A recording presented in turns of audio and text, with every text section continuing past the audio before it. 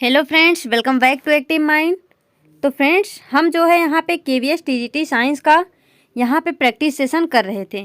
तो देखिए फ्रेंड्स, इसके पिछले वीडियो में हमने टिश्यू चैप्टर जो था हमारा, उसके बारे में हमने यहाँ पे 50 क्वेश्चन किया था। और फ्रेंड्स, इसके पहले मैं जो कॉन्सेप्ट वाला वीडियो डाली थी ये टिश्यू के बारे में, वहाँ पे मैंने कम से कम 30 to 40 क्वेश्चन करवाए थे, यानी हमारे 90 क्वेश्चन के लगभग इस चैप्टर से हो गए हैं। तो फ्रेंड्स, उसको आप अच्छे से देख लीजिए, मोस्ट प्रोबेबली उससे बाहर कुछ भी नहीं आएगा। अब देखिए फ्रेंड्स, आज हम यहाँ पे सेल चैप्टर जो है हमारा, उससे रिलेटेड क्वेश्चन करेंगे। तो देखिए फ्रेंड्स, यहाँ पे ये मैचिंग टाइप का क्वेश्चन है। तो मैंने आपको बताया था, जब भी मैचिंग टाइप का क्वेश्चन आता है हमारे सामने, तो हमको सबसे पहले क्या करना है, इस लाइन को पढ़िए, फिर यहाँ पे पढ़िए, उसके बाद देखिए कौन सा मतलब किससे मैच होता है, इन सब चीज़ों के बारे में क्या जानते हैं। अब जैसे यहाँ पे आप देखेंगे पावर हाउस ऑफ सेल, जैसे ही आपको यहाँ पे दिखेगा पावर हाउस ऑफ सेल, आपके मन में तुरंत आएगा, अगर आपको नॉलेज होगी तो आपके मन में तुरंत आएगा पावर हाउस ऑफ सेल हम तो किसको बोलते हैं, माइटोकॉन्ड्रिया को बोलते हैं। तो आप फटाक से यहाँ पे 2 में ए लगा देंगे, यानी पावर हाउस ऑफ सेल हमारा क्या हो जाएगा, माइटोकॉन्ड्रिया। तो फ्रेंड्स, इस तरह से मैंने ये भी आपको बताया था, हमको सारा नहीं मैच करना, जैसे ही हम इसमें से हमको कोई एक पता चल जाए। अब यहाँ पे देखिए 2 में ए है, तो यहाँ पे ऑप्शन में चेक करिए 2 में ए कहाँ पर में है।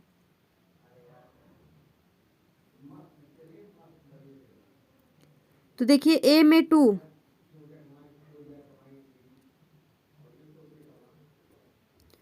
तो देखिए फ्रेंड्स, यहाँ पर में हमारा 2 में ए यहाँ पर है।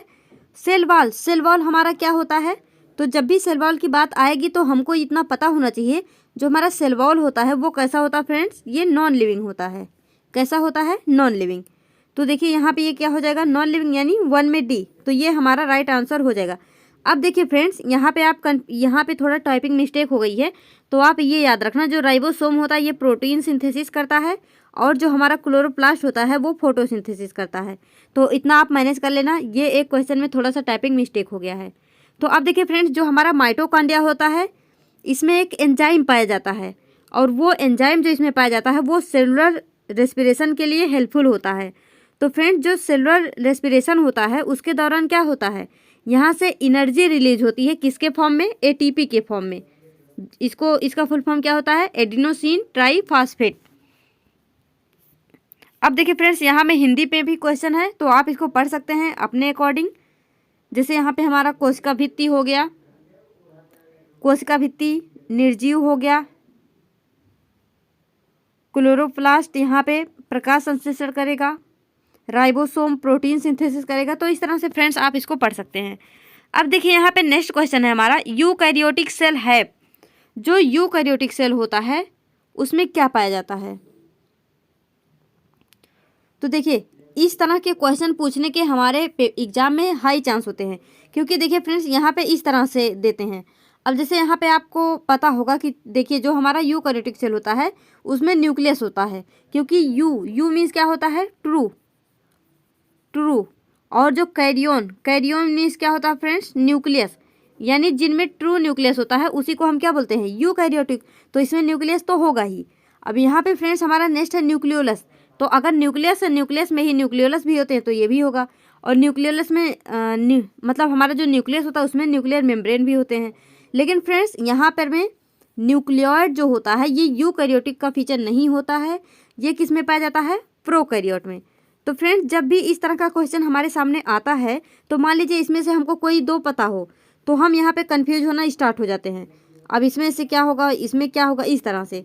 तो देखिए यहाँ पर में क्या है, B and C, all of these, A B and C, A B and D. तो क्या हो जाएगा, A B and C, A B and C, ये ऑप्शन हमारा सही हो जाएगा। अब देखिए फ्रेंड्स, यहाँ पे हमारा नेक्स्ट क्वेश्चन है एनर्जी, यहाँ पर भी मैचिंग वाला क्वेश्चन है। तो देखिए, energy currency of cell.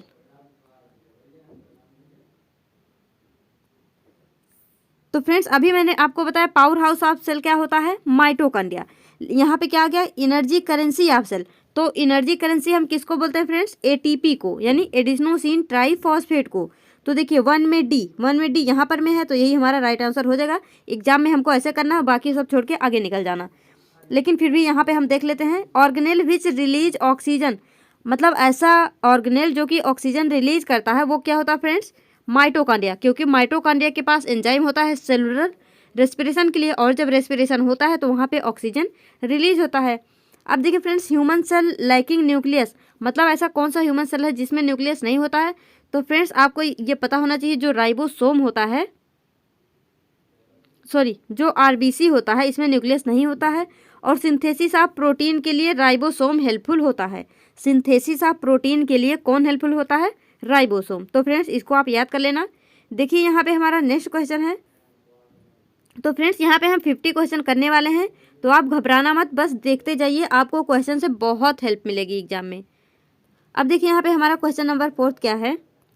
Largest cell, smallest cell, single cell, prokaryotic cell. ये तो फ्रेंड्स बहुत ही इजी है। जो हमारा स्मॉलेस्ट सेल होता है वो क्या होता है? वो होता है माइकोप्लाज्मा। प्रोकैरियोटिक सेल क्या होता है? बैक्टीरिया। लार्जेस्ट सेल क्या होता है? ऑस्ट्रिच। सिंगल सेल क्या होता है? अमीबा। अमीबा क्या होता है फ्रेंड्स? इसमें सिंगल सेल पाया जाता है। अमीबा के जितने फंक्शंस होते हैं उसके बॉडी के, वो सारे सिंगल सेल के द्वारा ही परफॉर्म होते हैं। तो देखिए इस तरह से मैच कर लीजिए। लार्जेस्ट सेल क्या है? Ostrich egg. 1 में डी। 1 में डी कहाँ है? यहाँ पे फ्रेंड्स नेक्स्ट है हमारा यहाँ। तो यहाँ पे हमारा ये राइट आंसर हो जाएगा। तो देखिए फ्रेंड्स आगे क्वेश्चन की तरफ बढ़ते हैं हम। क्वेश्चन नंबर 5 है हमारा। Question number 5। अब यहाँ पर में भी मैचिंग क्वेश्चन है। व्हिच मेम्ब्रेन सराउंडिंग सेल, मतलब ऐसा कौन सा मेम्ब्रेन है, लिविंग मेम्ब्रेन, मतलब वो लिविंग मेम्ब्रेन है जो कि सेल को सराउंड करता है। Single membrane surrounding vacuole membrane. तो मैंने आपको जब प्लांट सेल का स्ट्रक्चर बताया था तो वहाँ पे मैंने आपको बताया था उसमें वैक्यूल होता बड़ा सा। तो उस वैक्यूल को जो सराउंड करने वाला मेम्ब्रेन होता है उसको क्या बोलते हैं?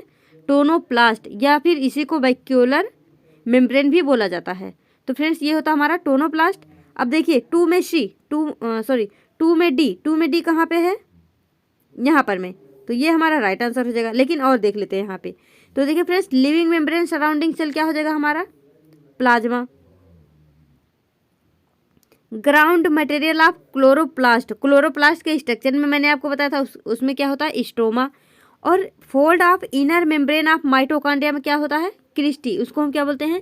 क्रिस्टी। अगर आपको माइटोकॉन्ड्रिया का स्ट्रक्चर याद होगा तो इस तरह से कुछ कुछ होता है, ऐसे यहाँ पे फोल्डिंग पाई जाती है फिंगर लाइक। इसी को हम क्या नाम देते हैं फ्रेंड्स? क्रिस्टी। इसी को हम क्या नाम दे देते हैं? क्रिस्टी। तो इसको आप याद रखना। देखिए फ्रेंड्स नेक्स्ट क्वेश्चन की तरफ बढ़ते हैं। तो यहाँ पे हमारा नेक्स्ट क्वेश्चन है, यहाँ पर में भी मैचिंग क्वेश्चन है।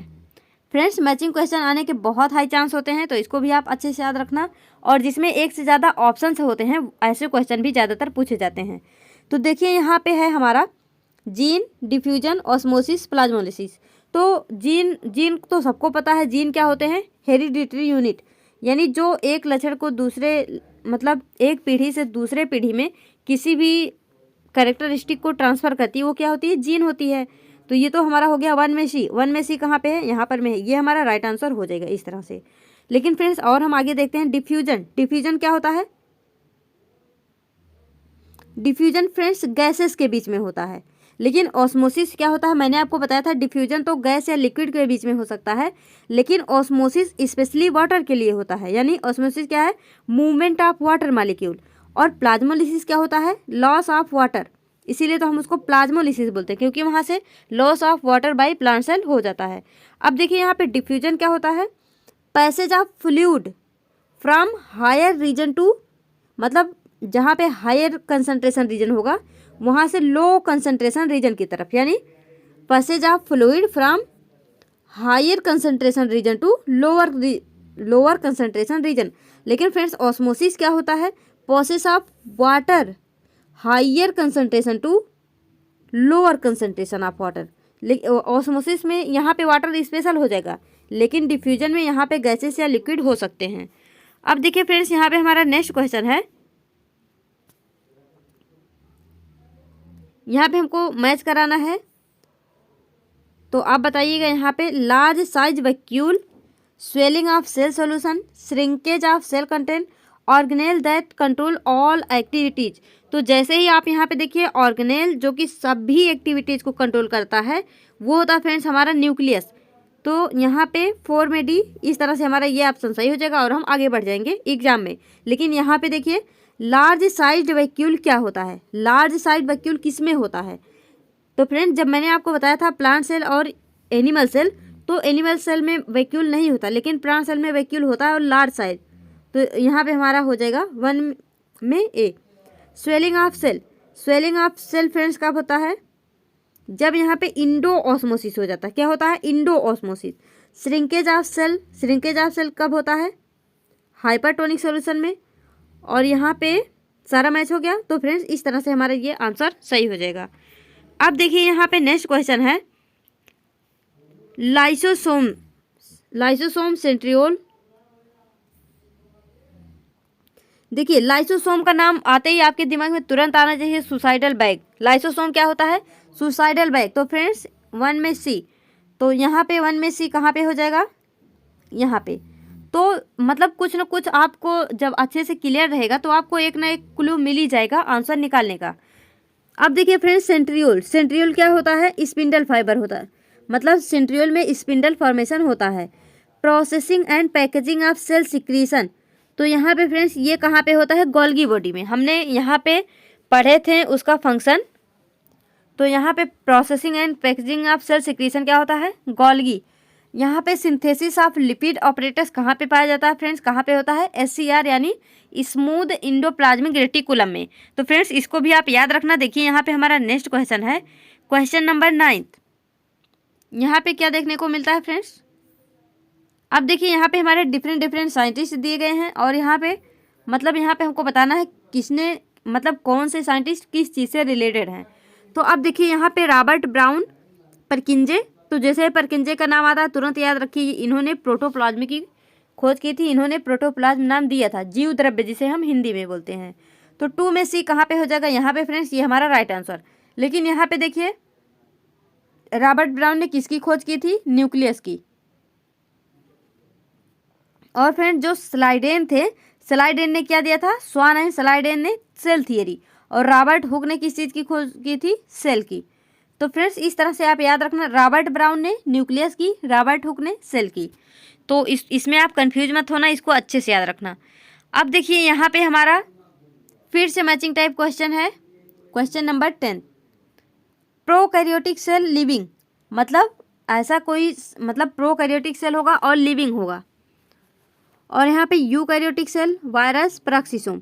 तो यहाँ पे देखिए हो सकता है आपको कुछ ना आता हो, लेकिन इतना तो पता होगा ना, जो वायरस होता है वो क्या होता है? वो लिविंग और नॉन लिविंग के बीच में कड़ी होती है।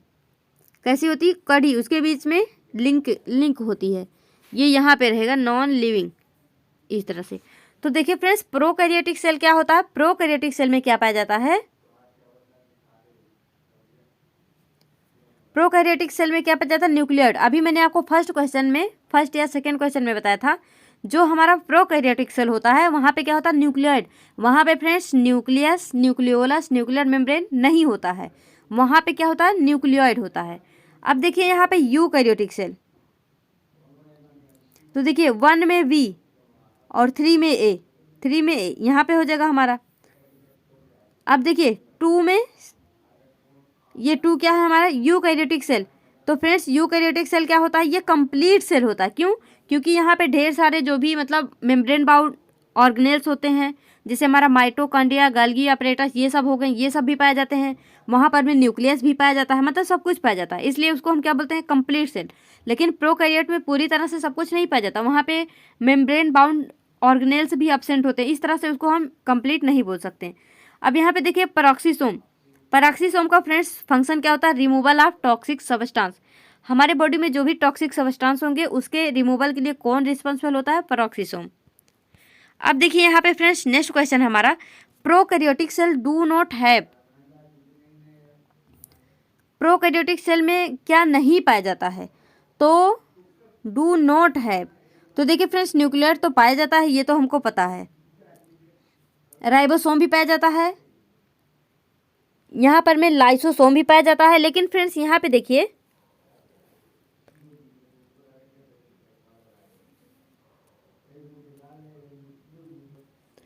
तो फ्रेंड्स अभी मैंने आपको बताया जो हमारा प्रोकैरियोटिक सेल होता है उसमें न्यूक्लियाइड भी होते हैं, राइबोसोम भी होते हैं। लेकिन फ्रेंड्स मैंने अभी आपको क्या बताया, जितने भी मेम्ब्रेन बाउंड सेल ऑर्गेनेल्स जितने भी होते हैं वो जो है प्रोकैरियोटिक सेल में नहीं पाए जाते हैं। तो हमारा मेम्ब्रेन बाउंड सेल ऑर्गेनेल्स क्या क्या हो सकते हैं? माइटोकॉन्ड्रिया, क्लोरोप्लास्ट, लाइसोसोम ये सब हो सकते हैं। तो फ्रेंड्स यहाँ पे हमारा जो लाइसोसोम होता है ये प्रोकैरियोट में नहीं पाया जाता है, प्लाज्मा मेम्ब्रेन पाया जाता है। तो चलिए फ्रेंड्स नेक्स्ट देखते हैं यहाँ पे रफ इंडोप्लाज्मिक रेटिकुलम। यहाँ पे क्या बोला जा रहा है कि जो रफ एंडोप्लाज्मिक रेटिकुलम होता है ये लुक्स रफ, मतलब ये रफ दिखता है अंडर अ माइक्रोस्कोप। क्यों? यहाँ पे मतलब यही पूछा जा रहा है कि जो रफ है इसका नाम रफ इसलिए पड़ा क्योंकि वो रफ होता है, लेकिन क्यों, किसकी वजह से होता है, वहाँ पे ऐसा क्या होता है? तो फ्रेंड्स ये आपको पता होगा, ये बहुत ही सिंपल क्वेश्चन है कि यहाँ पे क्या पाए जाते हैं? राइबोसोम। राइबोसोम की वजह से ही क्या होता है? ये रफ होता है इसका सरफेस। अब देखिए यहाँ पे नेक्स्ट क्वेश्चन हमारा, name the plastid in which starch, oil, protein, granule are stored. मतलब ऐसा कौन सा प्लास्टिड है जिसमें जो है ऑयल, स्टार्च ये सब क्या होते हैं? वहाँ पे स्टोर्ड होते हैं। तो फ्रेंड्स आप ये याद रखना, जो हमारा ल्यूकोप्लास्ट होता है ये क्या होता है? कलरलेस होता है, कलरलेस होता है। और ये इसका फंक्शन क्या होता है? स्टोरेज। ये स्टोरेज का काम करता है। तो यहाँ पे फ्रेंड्स ये किस किस चीज़ का स्टोरेज करता है? स्टार्च का, ऑयल्स का, प्रोटीन ग्रेन्यूल का, इन सब का स्टोरेज ये करता है। तो इस तरह से इसको आप याद रखना। देखिए फ्रेंड्स यहाँ पे हमारा नेक्स्ट जो है, which is the control centre of cell. मतलब जो कंट्रोल सेंटर होता है सेल का वो क्या होता है? तो फ्रेंड्स यहाँ पर में हमारा क्या हो जाएगा? न्यूक्लियस। न्यूक्लियस ही पूरे सेल को कंट्रोल करने का काम करता है। इसको आप स्ट्रेट फॉरवर्ड याद रखना, यहाँ पे कुछ भी समझाने वाला नहीं है। देखिए यहाँ पे नेक्स्ट क्वेश्चन हमारा, which of the following statement is incorrect. यहाँ पे हमको क्या बताना है? इनकरेक्ट स्टेटमेंट बताना है। तो देखिए cell is basic unit of life, ये तो सही है, ये उसका डिफिनेशन ही है। A single cell may constitute a whole organism. मतलब ऐसे भी कुछ ऑर्गेनिज्म होते हैं जिसमें सिंगल सेल पूरी तरह से उसको हम ऑर्गेनिज्म मानते हैं। तो यस, इस ऐसे जैसे हम किसको बोल सकते हैं? अमीबा। जैसे अमीबा हो गया उसमें सिंगल सेल होता है जिसको हम होल ऑर्गेनिज्म की तरह मान सकते हैं। अब देखिए all cell do not arise from pre existing cell, यानी सभी सेल पहले से उपस्थित सेल से अराइव नहीं होते हैं। तो फ्रेंड्स ये हो गया हमारा गलत, क्योंकि ये हमारे सेल थियरी में भी बोला गया है कि जितने भी सेल्स होते हैं वो प्री एग्जिस्टिंग सेल से अराइज होते हैं। तो ये हमारा गलत हो जाएगा। All living organism are compose of cell. जितने भी लिविंग ऑर्गेनिज्म होते हैं वो सेल से कंपोज होते हैं, ये भी एकदम सही है। तो इस तरह से इसको आप याद रखना। देखिए हमारा नेक्स्ट क्वेश्चन यहाँ पे हमारा, अब प्रोकैरियोटिक सेल कंटेन, जो भी प्रोकैरियोटिक सेल होता है वो क्या कंटेन करता है, वहाँ पर में क्या होता है? तो फ्रेंड्स यहाँ पे देखिए जो हमारा प्रोकैरियोटिक सेल होता है उसमें सिंगल क्रोमोसोम होता है, इसको आप याद रखना। 3 क्रोमोसोम नहीं होता, वेरिएबल नंबर ऑफ क्रोमोसोम नहीं होता, 2 क्रोमोसोम नहीं, यहाँ पर में सिंगल क्रोमोसोम होता है। तो इसको आप याद रखना। अब देखिए फ्रेंड्स यहाँ पे हमारा नेक्स्ट क्वेश्चन है, question number 17, name the 2 cell regions containing their own genetic material. मतलब ऐसे कौन से 2 सेल हैं जिनका मतलब उनके खुद के पास खुद का क्या है? जेनेटिक मटेरियल है। तो फ्रेंड्स ऐसे वही होंगे जिनमें डीएनए होगा, जिनमें डीएनए होगा, क्योंकि डीएनए में ही हमारा जेनेटिक मटेरियल, डीएनए को ही बोलते हैं, तो उसी में हमारा जीन्स भी होता है। तो मतलब यही पूछा जा रहा कि कौन से 2 ऐसे सेल यहाँ पे हैं जिनमें जो है उनका खुद का जेनेटिक मटेरियल होता है। तो फ्रेंड्स हम जानते हैं जो हमारा न्यूक्लियस होता है और जो माइटोकॉन्ड्रिया होता है, इसमें क्या होता है? इसमें होता है फ्रेंड्स डीएनए। तो जब इसमें डीएनए होगा तो इनका खुद का जेनेटिक मटेरियल भी होगा। तो ये हो जाएगा हमारा राइट आंसर। अब देखिए यहाँ पे जो हमारा नेक्स्ट क्वेश्चन है फ्रेंड्स, ड्यूरिंग डिफ्यूजन, क्या है यहाँ पे? डिफ्यूजन के दौरान there is spontaneous movement of particle from a region of higher concentration to region of lower concentration in a given volume of. मतलब बस आपसे यही पूछा जा रहा है कि डिफ्यूजन के दौरान किस चीज़ का जो है मूवमेंट हो सकता है। ये तो हमको पता है कि हायर रीजन टू किधर होगा? लोअर रीजन की तरफ। लेकिन यहाँ पे ये देखना है कि किसका फ्लो होगा हायर से लोअर की तरफ। तो फ्रेंड्स याद रखना वहाँ पे लिक्विड भी हो सकता है और गैस भी। अगर ओनली लिक्विड होगा तो वो क्या हो जाएगा? वो ऑस्मोसिस हो जाएगा। लेकिन डिफ्यूजन में लिक्विड या गैस दोनों हो सकते हैं। तो इसको भी आप याद रखना। देखिए नेक्स्ट क्वेश्चन है यहाँ पे हमारा, the free living cell in the pond water were first discovered by, मतलब जो फ्री लिविंग सेल है, फ्री लिविंग। तो मैंने आपको बताया था जो रॉबर्ट हुक ने खोजा था वो कैसा था फ्रेंड्स, वो डेड था। जो रॉबर्ट हुक ने खोजा था, रॉबर्ट हुक के द्वारा जो खोजा गया था वो कैसा था, वो डेड था। लेकिन यहाँ पे क्या पूछा जा रहा है, यहाँ पे पूछा जा रहा है फ्री लिविंग। तो फ्री लिविंग सेल की खोज किसने की थी, एंटोनी वान ल्यूवेनहॉक ने की थी। इसको फ्रेंड्स आप यहाँ पे याद रखना। तो अब देखिए यहाँ पे हमारा नेक्स्ट क्वेश्चन है friends, which statement is incorrect with respect to multicellular organism. यहाँ पे हमको मल्टीसेलुलर ऑर्गेनिज्म के बारे में इनकरेक्ट स्टेटमेंट बताना है। यहाँ पे ध्यान देना, इनकरेक्ट। तो देखिए, और किसके बारे में, मल्टीसेलुलर। मल्टीसेलुलर यानी उसमें ढेरों सारे सेल होंगे।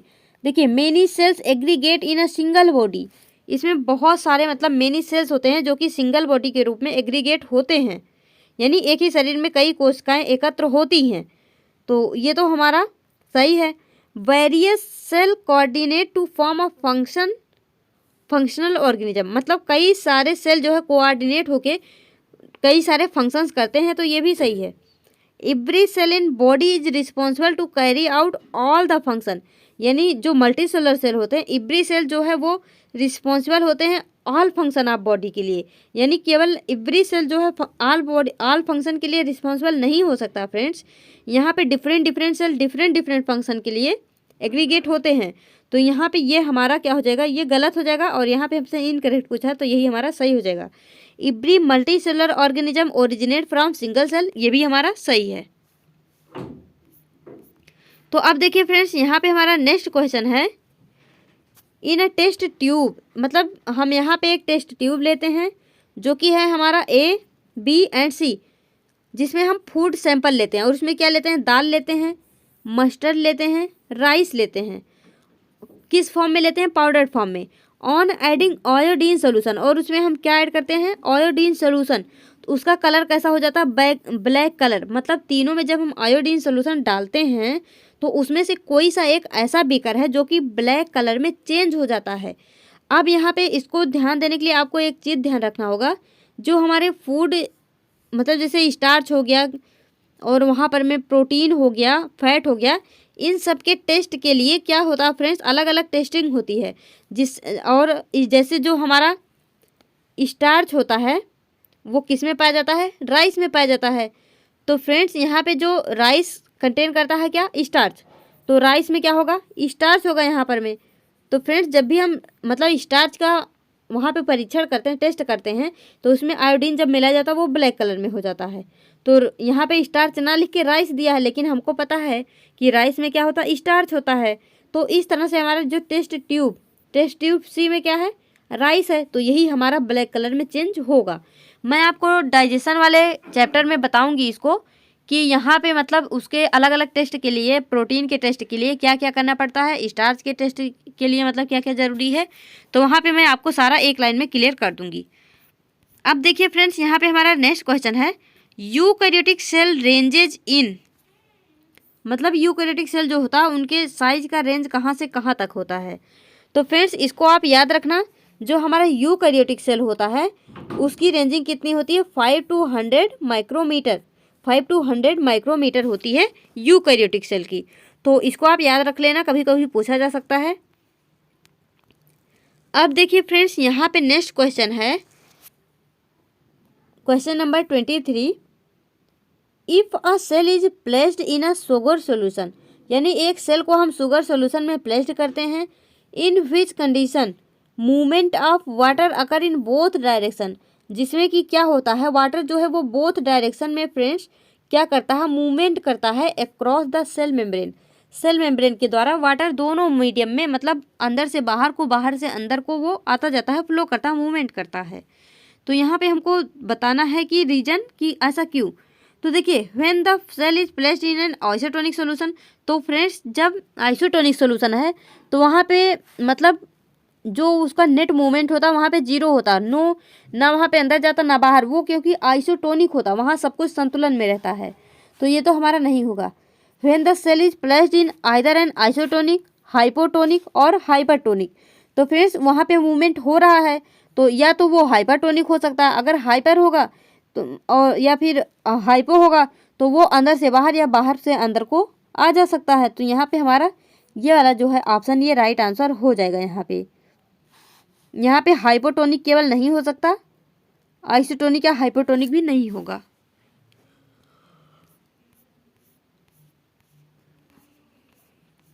देखिए फ्रेंड्स, यहाँ पे हमारा क्वेश्चन नंबर 24 है। तो देखिए, विच of the following is a unicellular organism, इसमें से कौन सा होता है जो कि कैसा होता है, यूनिसेलुलर ऑर्गेनिज्म होता है। तो फ्रेंड्स यहाँ पे आप याद रखना, जो हमारा ईस्ट होता है ये कैसा होता है, यूनिसेलुलर होता है। ईस्ट क्या होता है फ्रेंड्स, एक प्रकार का क्या होता है, ये फंजाई होता है, इसको आप याद रखना। अब देखिए यहाँ पे हमारा क्वेश्चन नंबर 25 क्या बोलता है friends, how does protoplasm differ from cytoplasm.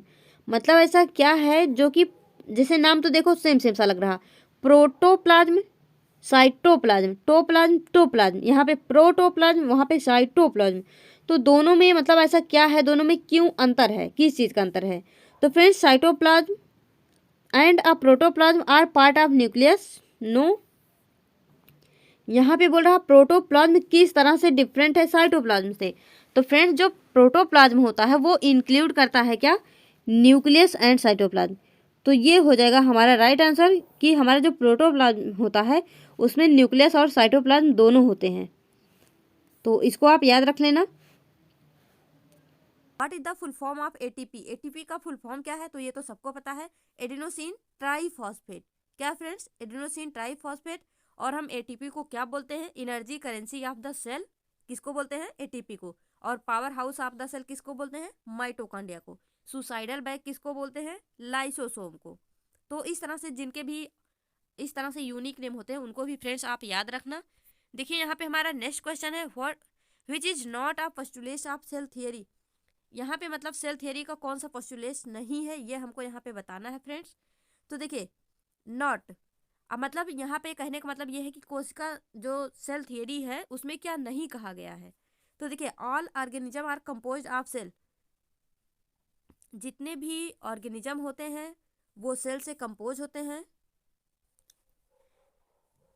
देखिए फ्रेंड्स नेक्स्ट है हमारा, the fluid substance of the cell is protoplasm, cell is basic unit of life, all cell arise from pre existing cell. अब देखिए यहाँ पे हमसे क्या पूछा है, सेल थियरी का पोस्टुलेट कौन सा नहीं है। अब देखिए यहाँ पे fluid substance of cell is protoplasm, जो सेल का हमारे फ्लूइड सबस्टांस होता है उसको हम क्या बोलते हैं, प्रोटोप्लाज्म। तो ये तो सही है, लेकिन फ्रेंड्स ये सेल थियरी में नहीं बोला गया है। ये लाइन तो सही है कि जो हमारे सेल में फ्लूइड होता है उसको हम प्रोटोप्लाज्म बोलते हैं, लेकिन ये सेल थियरी नहीं है। सेल थियरी में बस 3 बातें कही गई हैं। फर्स्ट है हमारा कि जितने भी ऑर्गेनिज्म होते हैं सभी सेल से कंपोजिट होते हैं, जो सेल है वो जीवन की यूनिक इकाई, बेसिक इकाई है, और जितने भी सेल होते हैं वो प्री एग्जिस्टिंग सेल से अराइज होते हैं। ये 3 बातें जो है सेल थियरी में कही गई हैं। देखिए फ्रेंड्स यहाँ पे नेक्स्ट है हमारा, which of the following statement is false regarding cytoplasm. हमको यहाँ पे साइटोप्लाज्म के रिगार्डिंग मतलब कौन सा फॉल्स स्टेटमेंट है ये हमको यहाँ पे बताना है।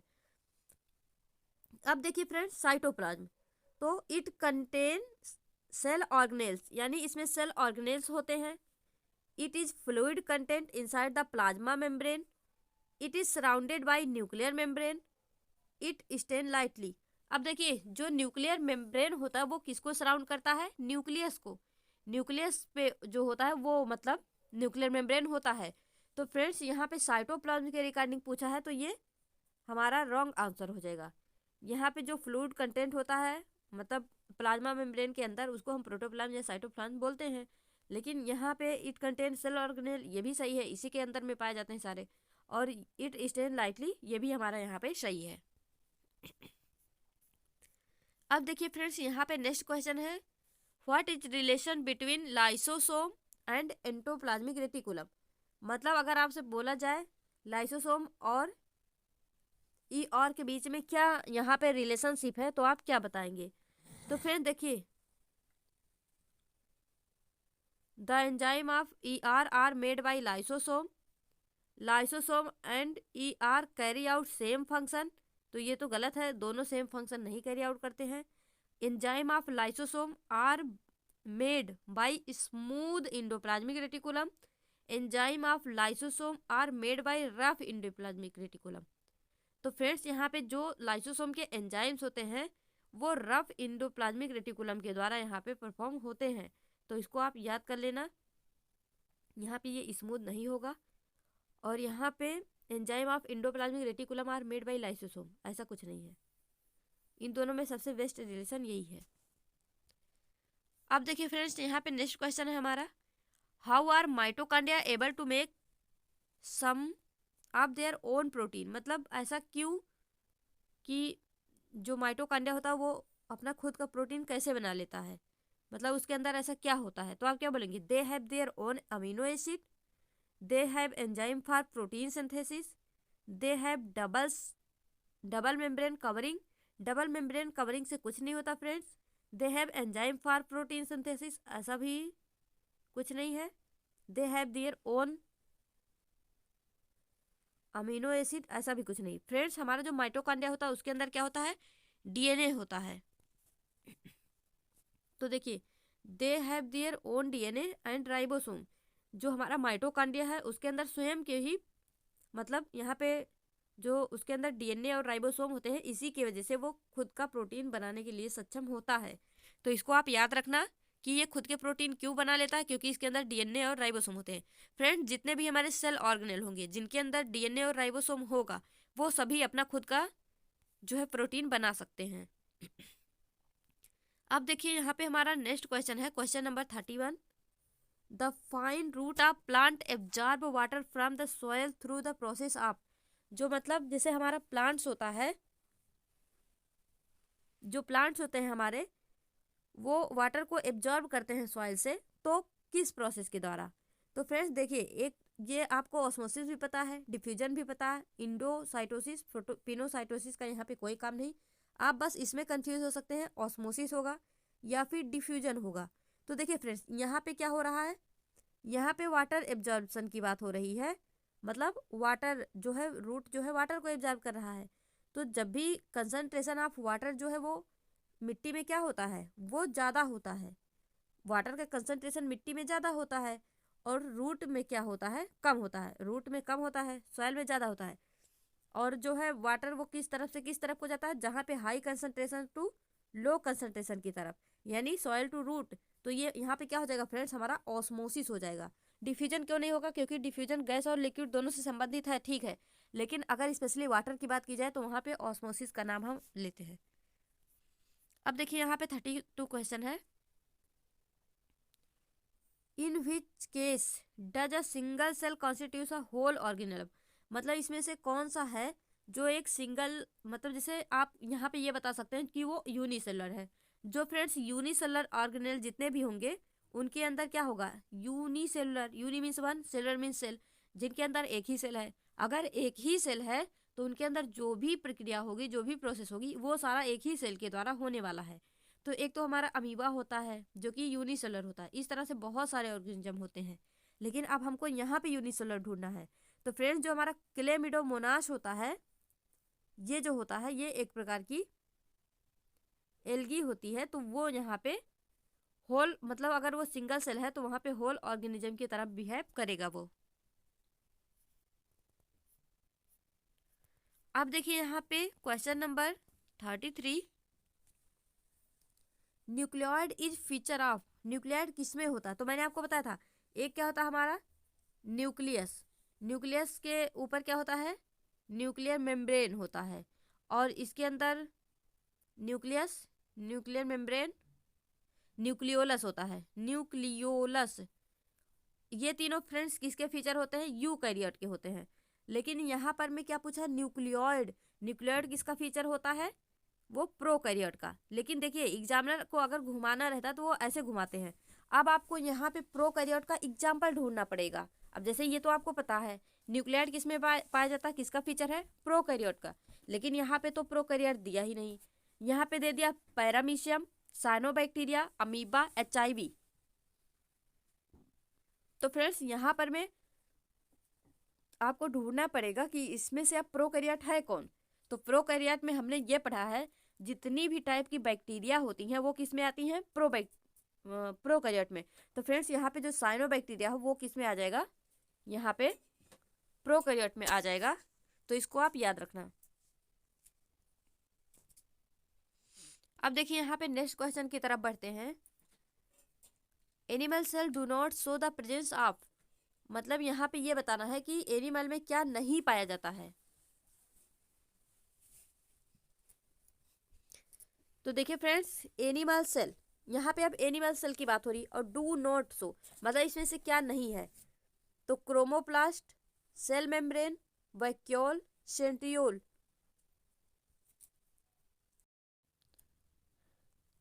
तो देखिए फ्रेंड्स, यहाँ पे हमारा क्वेश्चन नंबर 35 है।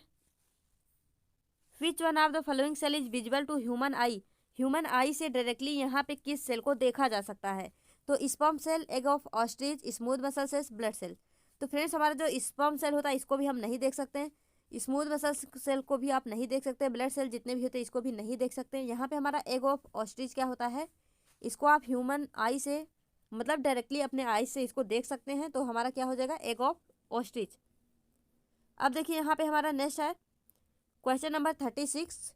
विच सेल आर सी शेप्ड, मतलब ऐसा कौन सा सेल है जो कि सी शेप्ड होता है। तो फ्रेंड्स आप इसको डायरेक्टली याद रखना, जो कार्टिलेज सेल होता है ये क्या होता है, सी शेप का होता है।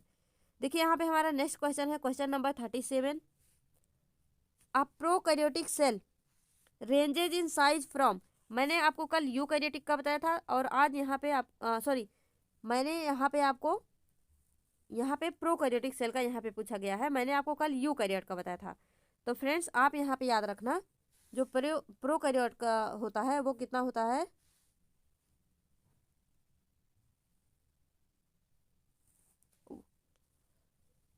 1 to 10 माइक्रोमीटर।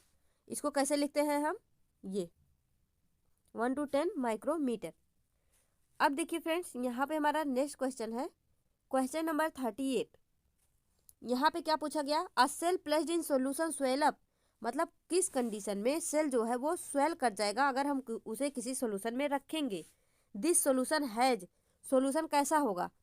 तो फ्रेंड्स अगर solution more concentration of solvent molecule होगा तो क्या होगा, सेल जो है वो स्वेल अप कर जाएगा। इसके आगे भी अभी इसी तरह से एक क्वेश्चन है। तो देखिए अगर मान लीजिए ये एक सेल है, आप इसे किसी मीडियम में रख देते हैं, अब स्वेल अप की बात हो रही, स्वेल तब करेगा जब बाहर का मटेरियल इसके अंदर आएगा। जैसे मान लो यहाँ वाटर है, तो वाटर अगर इस सेल के अंदर आएगा तभी ये फूलेगी, अगर यहाँ इसका वाटर बाहर जाएगा ये श्रिंक कर जाएगी। तो अगर फ्रेंड्स मैंने क्या बताया था, वाटर जो है higher level higher concentration region to lower concentration region की तरफ चलता है। तो फ्रेंड्स यहाँ पे ये अगर इसका कंसंट्रेशन ज़्यादा होगा तो ये स्वेल करेगी, इसलिए मोर कंसंट्रेशन ऑफ सॉल्वेंट मॉलिक्यूल होगा तो ये स्वेल जो है वो स्वेल अप कर जाएगी। अब देखिए यहाँ पे क्वेश्चन नंबर 39 क्या है, how is nucleoid different from nucleus, nucleus से न्यूक्लियाइड किस तरह से डिफरेंट है। तो friends nuclide is present in eukaryote, बिल्कुल गलत। अभी मैंने ऊपर आपको कई सारे क्वेश्चन में बता चुकी मैं कि न्यूक्लियाइड जो है वो प्रोकैरियोट का फीचर है, वो प्रोकैरियोट में पाया जाता है। Nuclide is not covered by membrane, nuclide में कोई भी मेम्ब्रेन नहीं होता है, जबकि न्यूक्लियस में मेम्ब्रेन होता है। तो ये बिल्कुल करेक्ट है। अब देखिए nuclide itself a genetic material, ये भी नहीं सही। Nuclide is other name of nucleus, मतलब यहाँ पे ये बोल रहा है कि न्यूक्लियस को ही न्यूक्लियाइड बोलते हैं, ये भी ऐसा भी नहीं है, ये गलत है। तो यहाँ पे हमारा बी ऑप्शन सही हो जाएगा। देखिए फ्रेंड्स यहाँ पे क्वेश्चन नंबर 40 यहाँ पे क्या है, विच of the following is absent in prokaryote, prokaryote में अब्सेंट होता है। तो मैंने अभी आपको क्या बताया था, जितने भी प्रोकैरियोट होते हैं उसमें मेम्ब्रेन बाउंड ऑर्गेनल जो भी होते हैं, लाइसोसोम, क्लोरोप्लास्ट, माइटोकॉन्ड्रिया, ये सब उसमें क्या होते हैं, अब्सेंट होते हैं। तो फ्रेंड्स यहाँ पे माइटोकॉन्ड्रिया फर्स्ट ऑप्शन में, यही हमारा राइट आंसर हो जाएगा। माइटोकॉन्ड्रिया प्रोकैरियोट में प्रेजेंट नहीं होता, यानी यहाँ पे क्या होता है, अब्सेंट होता है। अब देखिए यहाँ पे क्वेश्चन नंबर 41। देखिए अभी मैंने इसका कॉन्सेप्ट आपको बताया, अब आप बताइए, a cell will swell up if, मतलब सेल कब स्वेल करेगा, the concentration of water molecule in the cell is higher than concentration of water molecule in surrounding. देखो इस तरह से वीकर है, ये है सेल, तो ये है सेल, ये इसका सराउंडिंग हो जाएगा। तो अब देखो सेल कब स्वेल करेगी, अगर ये मतलब मीडियम का जो कंसंट्रेशन है वो ज़्यादा होगा। लेकिन यहाँ पे क्या बोल रहा है, कंसंट्रेशन ऑफ सराउंडिंग मीडियम क्या है, लो है, जबकि concentration of water molecule of cell जो है वो हायर है। अगर सेल का कंसंट्रेशन हायर होगा तो ये फ्रेंड्स और वाटर हमेशा हायर टू लोअर रीजन की तरफ चलती है, तो सेल से बाहर की तरफ आएगी तो सेल श्रिंक कर जाएगा। यहाँ पे हमारा जो बी ऑप्शन ये राइट है, क्योंकि concentration of water molecule in surrounding medium higher, अगर यहाँ हायर होगा तो ये सेल के अंदर जाएगा, इस तरह से सेल स्वेल कर जाएगा। अब देखिए यहाँ पे हमारा नेक्स्ट क्वेश्चन है क्वेश्चन नंबर 42 फ्रेंड्स। हाँ, तो देखिए select the one on odd one out. देखिए the movement of water across a semi permeable membrane is affected by amount of substance dissolve in it. मतलब जो भी मूवमेंट ऑफ वाटर होता है वो इस बात पे डिपेंड करता है कि उसमें कितनी मात्रा में सबस्टांस डिजॉल्व है। तो फ्रेंड्स ये बिल्कुल सही है। सबस्टांस डिजॉल्व का क्या मतलब है, मतलब ज़्यादा सबस्टांस डिजॉल्व होंगे वो कंसनट्रेट होगा, कम होंगे तो वो मतलब लेस कंसनट्रेट होगा। तो इस तरह से ये इसको अफेक्ट करता है। Membrane are made up of organic molecule like protein and lipid. तो ये भी सही, हमारा जो सेल मेम्ब्रेन होता है वो प्रोटीन और लिपिड से बना होता है। और friends molecule soluble in organic solvent, मतलब ऐसे मॉलिक्यूल जो कि ऑर्गेनिक सॉल्वेंट में डिजॉल्व हो जाते हैं वो मेम्ब्रेन के थ्रू इजीली पास कर जाते हैं। तो फ्रेंड्स ये भी बिल्कुल सही है। अब देखिए यहाँ पे plasma membrane contain chitin sugar in plant, ये बिल्कुल गलत है, क्योंकि जो प्लांट में काइटिन शुगर नहीं पाया जाता, ये पाया जाता है फ्रेंड्स फंजाई में काइटिन। तो यहाँ पे हमारा गलत हो जाएगा। प्लांट में क्या होता है, सेलुलोज होता है, इसके प्लाज्मा मेम्ब्रेन में सेल वॉल में सेलुलोज होता है। अब देखिए यहाँ पे the only cell organelle present in prokaryote में बताना है कि कौन सा पाया जाता है। तो देखिए माइटोकॉन्ड्रिया, प्लास्टिड, ये तो मेम्ब्रेन बाउंड है तो ये तो प्रोकैरियोट में पाए नहीं जाएंगे। लेकिन फ्रेंड्स जो राइबोसोम होता है ये दोनों में पाया जाता है, चाहे हमारा यूकैरियोटिक सेल हो चाहे प्रोकैरियोटिक सेल हो। तो इसको भी आप याद रखना। देखिए नेक्स्ट हमारा organelle other than nucleus containing DNA is, मतलब न्यूक्लियस के अलावा भी ऐसा कौन सा ऑर्गेनेल्स होता है, सेल ऑर्गेनेल्स होता है जिसमें डीएनए पाए जाते हैं। तो अभी मैंने आपको ऊपर बताया कि जो माइटोकॉन्ड्रिया होता है वो खुद का ओन प्रोटीन बना सकता है, खुद का प्रोटीन बना सकता है, लेकिन इसके पीछे वजह क्या है कि क्योंकि उसमें डीएनए होता है। तो फ्रेंड्स ये आप याद रखना, माइटोकॉन्ड्रिया न्यूक्लियस दोनों में डीएनए पाए जाते हैं और दोनों ही अपना ओन प्रोटीन बना सकते हैं, क्योंकि डीएनए के साथ साथ वहाँ पे राइबोसोम भी पाया जाना आवश्यक होता है। अब देखिए क्वेश्चन नंबर 45 है यहाँ पे friends. The protein and lipid essential for building the cell membrane are manufactured by. जो प्रोटीन और लिपिड होते हैं वो सेल मेम्ब्रेन को बनाने के लिए बहुत ही क्या होते हैं, आवश्यक होते हैं। तो ये जो यहाँ पे आपको सिंपली बताना है प्रोटीन और लिपिड किसके द्वारा मैन्युफैक्चर होते हैं। तो फ्रेंड्स यहाँ पे रफ इंडोप्लाज्मिक रेटिकुलम यहाँ पे हमारा राइट आंसर हो जाएगा। अब देखिए यहाँ पे क्वेश्चन नंबर 46 है यहाँ पे friends. Which of these option are not a function of ribosome. हमको यहाँ पे राइबोसोम का फंक्शन कौन सा नहीं ये बताना है। तो देखिए इस तरह के क्वेश्चन पूछने के पेपर में बहुत ज़्यादा हाई चांस रहते हैं। इस तरह से आपको स्टेटमेंट देंगे, उसके बाद इस तरह से आपको क्वेश्चन देंगे। तो देखिए it help in manufacture of protein molecule, सही है। मैन्युफैक्चर ऑफ एंजाइम, फ्रेंड्स ये मॉलिक्यूल जो है प्रोटीन मॉलिक्यूल एंजाइम दोनों का सिंथेसिस करते हैं, ये सही है। लेकिन manufacture of hormone, manufacture of starch molecule, ये दोनों गलत है। ये इसका जो है फंक्शन नहीं, मतलब नहीं है राइबोसोम का। तो ये आप याद करना। यहाँ पे हमारा 3rd एंड 4th ऑप्शन क्या हो जाएगा, सही हो जाएगा। अब देखिए यहाँ पे विच out of the following is not a function of vacuole. यहाँ पे पूछा जा रहा है कि कौन सा वैक्यूल का फंक्शन नहीं है। Storage, providing turgidity and rigidity of cell, waste excretion. तो फ्रेंड्स ये ऊपर के तीनों उसके फंक्शन होते हैं, लेकिन लोकोमोशन में वैक्यूल का कोई भी हेल्प यहाँ पे नहीं होता है। तो फ्रेंड्स इसको भी आप याद रखना। देखिए यहाँ पे क्वेश्चन नंबर 48 है हमारा। Which of the following are covered by single membrane. ऐसा कौन सा होता है जिसमें सिंगल मेम्ब्रेन होते हैं। तो friends mitochondria double membrane structure है, तो ये तो आपको पता होगा। प्लास्टिड भी डबल मेम्ब्रेन स्ट्रक्चर होते हैं, लाइसोसोम भी होते हैं। लेकिन वैक्यूल क्या होता है, वैक्यूल सिंगल मेम्ब्रेन से सराउंडेड सेल ऑर्गेनेल होता है। जैसे इसको हम क्या बोलते हैं, या तो हम इसको टोनोप्लास्ट नाम दे देते हैं, क्या नाम देते हैं, टोनोप्लास्ट, या तो वैक्यूलर मेम्ब्रेन भी बोलते हैं इसको हम, जो इसका मेम्ब्रेन होता है, जो इसको आवरण किए रहता है। अब यहाँ पे क्वेश्चन नंबर 45 है हमारा friends. Which cell organelle plays a crucial role in detoxifying many poison and drug in a cell. जैसे हम कई बार बहुत से लोग होते हैं ड्रग लेते हैं, एल्कोहल वगैरह पीते हैं, तो अगर उनकी मतलब मात्रा ज़्यादा हो जाती है, पॉइजनस कंडीशन आ जाती है, तो उसको डिटॉक्सिफाई करने का काम किसका होता है।